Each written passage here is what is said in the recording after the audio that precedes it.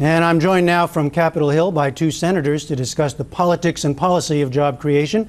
Republican Senator John Barrasso of Wyoming and Democratic Senator Ben Cardin from Maryland. Senator Barrasso, before we get to the differences, I want to start on this question of the potential common ground. Now, Speaker Boehner said again today there are some parts of the president's plan that Republicans might be able to work with. Do you agree? And if so, which parts exactly? Well, I am looking for common ground. I do want to work with the president. I want to make it easier and cheaper for the private sector to create jobs in this country. And I think by ratifying the 3 free trade agreements that the president talks about, that would be a great start. And I'd love for him to send those now to Capitol Hill so we could actually ratify those and get people back to work. What about the other key things he brought up the other day, extending the payroll tax, infrastructure spending? Well, I think it all comes down to how you're going to pay for a number of these things. I think we need to look for ways to take the red tape away from American jobs creators. And unfortunately, today, this administration rolled out another $10 billion in red tape on our job producers, and that makes it harder and more expensive for the private sector to create jobs. Now, Senator Cardin, on your side, one of the key questions, of course, is what can and will happen on entitlement reform. It looks as though today the president wanted to set that question aside. Is he right to do that? And to you, some specifics on where you think there might be some room for agreement here. Well, the president's absolutely right. Social Security has nothing to do with our current deficit problems. Social Security actually has been a cash plus in our bookkeeping. But the key thing, and the president's absolutely right, is that the only way we are going to be able to get our deficit under control is to create more jobs.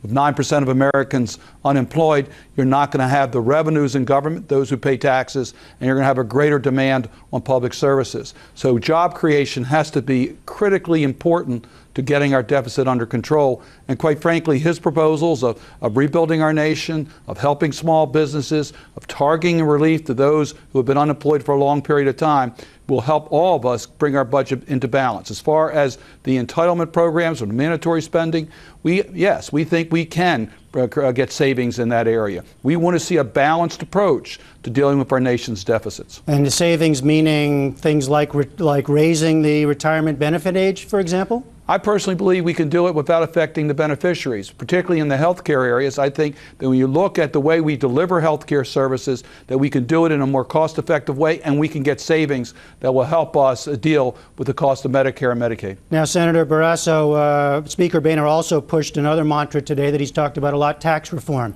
We hear a lot about closing loopholes, but again, we often don't get the specifics. What exactly might that mean? For example, the ending the home mortgage deduction, things like that. Can you give us some specifics?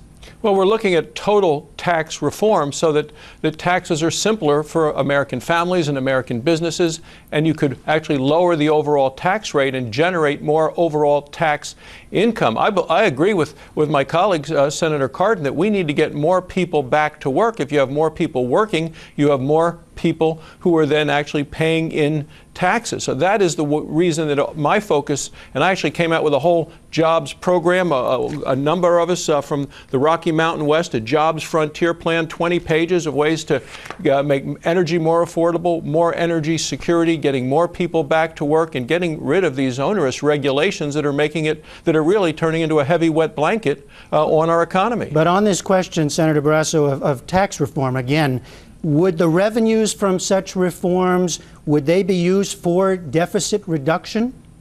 Well, our real problem is we have a huge debt in this country, over $14 trillion. We're borrowing $4 billion a day, $2 million every minute. We're borrowing a lot of this from China. And how do you stay a strong and an independent and forceful nation in the world if you owe this kind of debt to people who are not necessarily your friends or don't necessarily have your best interests at heart? So I am hoping that this deficit reduction committee of 12 that are working together, I hope they do go big and get to that larger number of $4 trillion. Well, Senator Cardin, we keep circling around this areas where there might be some agreement. Even as Representative Boehner was speaking today, a number of Democrats were suggesting that they can't support the president's plan in full. So as you look at what's going to happen in the coming weeks here, is it now clear that the full plan doesn't go forward, that this is done piecemeal? What do you see happening? Well, I think the president's laid out the right plan. I think Democrats and Republicans need to come together. It's not going to be what the president wants.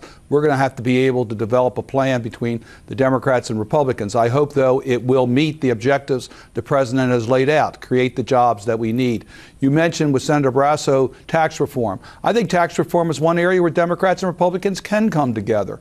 And if we do tax reform right, we will bring in additional revenues that we can use to help bring our deficit in control in a way that will allow us to be more efficient and have job growth. So I think there are ways that we can do this where Democrats and Republicans can come together. I think the president has laid out the right plan for job growth, and I would think that the Democrats and Republicans both want to see more jobs. We should be able to come together. And Senator Cardin, I am guessing that there is a fair amount of confusion out there in the country now. A few months ago, all we talked about was the debt ceiling and deficit reduction, and now most of the focus, of course, is on the need for job creation, which a lot of economists talk about a need for stimulus. How do you balance these priorities, and which is the right priority right now? They're one and the same. You cannot get our deficit under control unless we create more jobs. There is no way that we're going to have a manageable budget with a 9% unemployment. We've got to get that rate down. So I urge this joint committee, this super committee that's been created, they need to make sure that part of their recommendations, they don't have to deal with the jobs issues directly, but part of their recommendations must be to leave us the ability to create jobs, give us the resources so that we can rebuild our nation, help small businesses, target relief to those who have been unemployed for a long period of time. Do that so that we can create the jobs. If we do that, we can balance our budget. Otherwise, it's going to be impossible. Senator Barrasso, just in our last time left here, are we still looking at two fundamentally different approaches to dealing with these priorities, or is there something coming together here?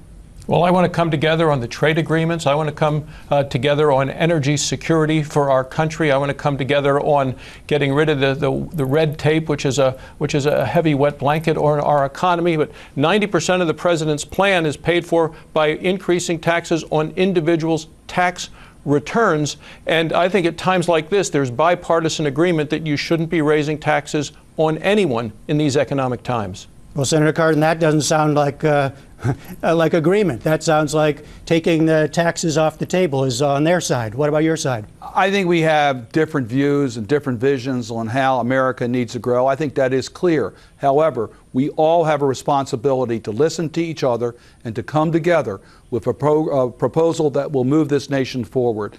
Objectives are the same: job creation and bring our deficit under control. We're going to have to yield on each other's views so that we can come together with a true compromise in the best spirit of our nation.